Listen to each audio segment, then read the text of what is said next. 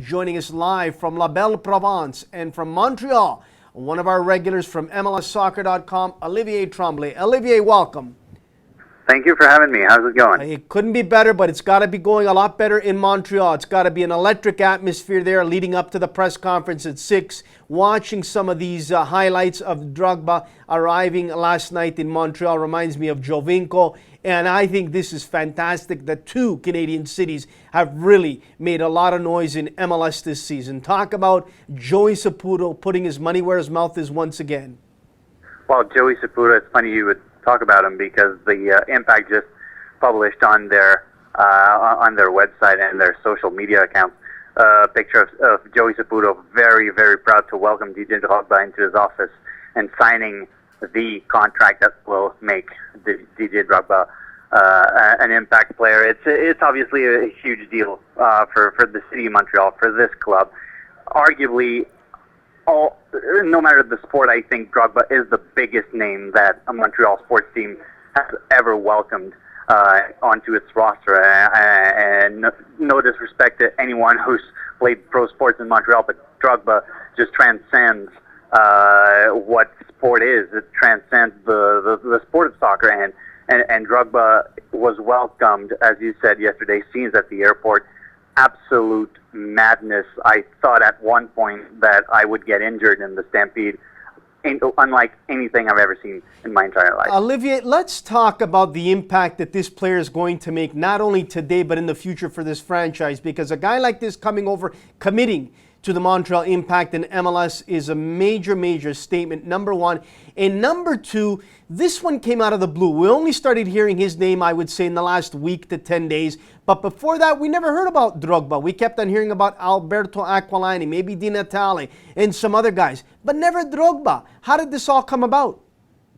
Well, what Joey Saputo explained is that, well, first of all, as we all know, on the MLS Discovery list, Chicago had put Drogba's name on theirs.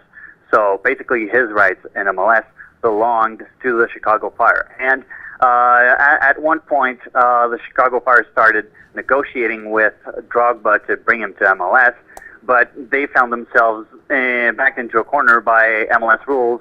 At that point, only 3 designated players and no targeted allocation money existed. So Chicago went to the league, Saputo said, and explained that, well, basically we can't really have him on because we have 3 DPs. So MLS gave a nod to a couple teams here and there in MLS, and Montreal said they were interested. But by then, targeted allocation money came up.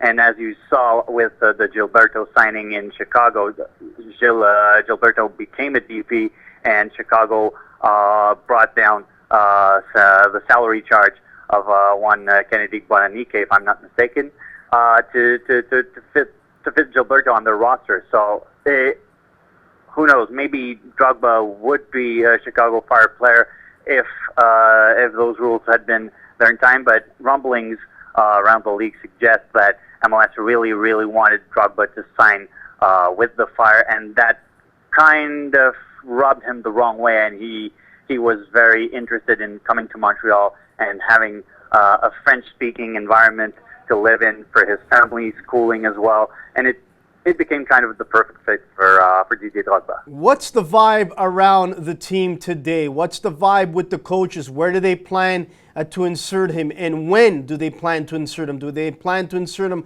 right away, or give him some time in training to get used to his teammates? Well, they will give him a little bit of time.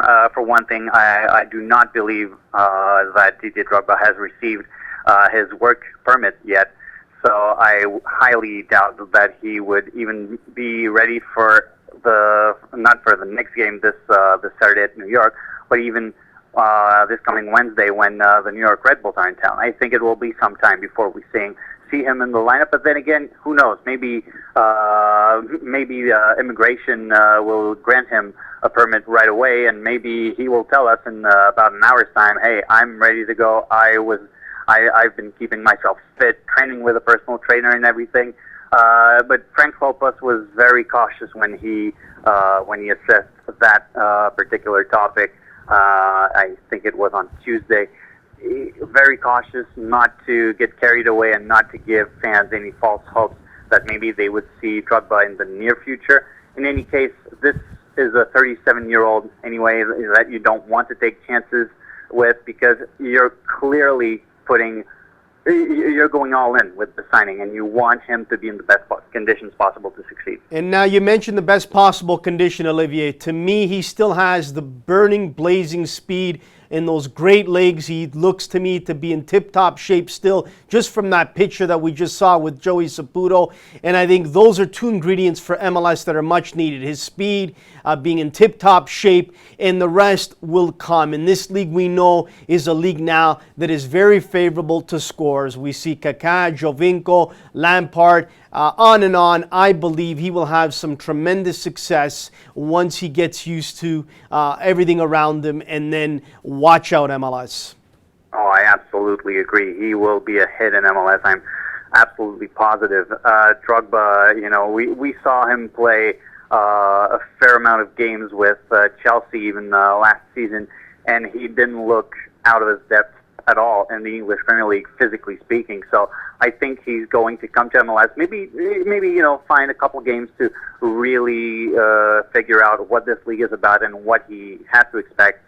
But then he's going to be ready to go. This is a man. This is a force of nature that has been impressing us with just not just his goal scoring qualities, but just his overall game and his overall fitness. And he's the total package for Montreal Impact as a club, but he's also the total package as a striker. And I absolutely think that he's going to be a very important player for MLS, and one that is going to bring crowds not just in Montreal, but in other markets in MLS as well when Montreal are in town.